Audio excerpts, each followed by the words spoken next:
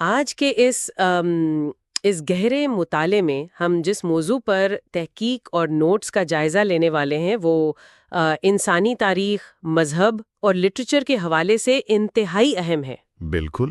اور اگر ان ڈاکیومنٹس اور ہسٹوریکل ریکارڈز کے مطابق دیکھا جائے تو آج ہم قرآن مجید یعنی آخری الہامی وحی پر تفصیلی بات کریں گے۔ صحیح کہا۔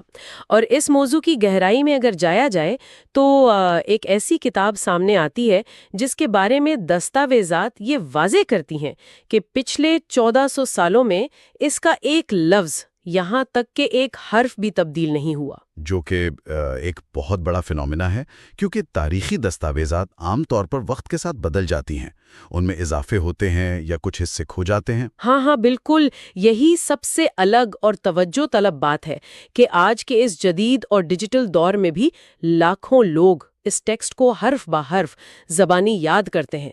یہ کسی بھی عام کتاب سے بالکل مختلف تحقیق ہے۔ اور اصل میں اس گہرے مطالعے کا جو بنیادی مقصد ہے وہ بھی یہی ہے کہ اس مقدس کتاب کی فطرت، اس کے نزول کی تاریخ اور اس کے ڈھانچے کا اس کا باریک بینی سے تجزیہ کیا جائے۔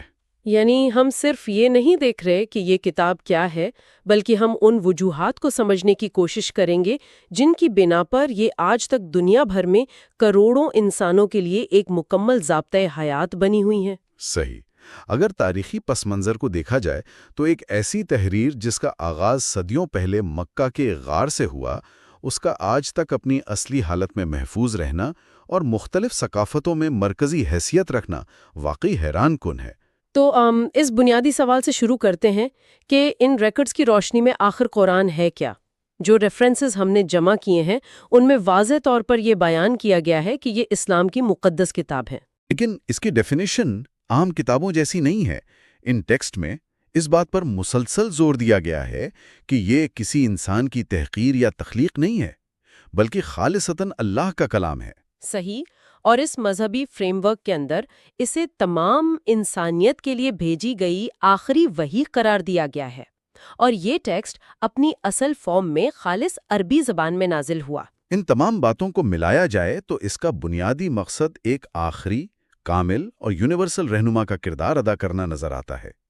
اور یہ جو آخری وحی اور خالص کلام کے تصورات ہیں، انہیں سمجھنے کے لیے خود اس کتاب کے نام کا تجزیہ کرنا ایک بہت ہی لاجک بیسڈ اپروچ ہے۔ اچھا، یعنی نام کے اندر ہی اس کا مقصد چھپا ہوا ہے۔ بالکل۔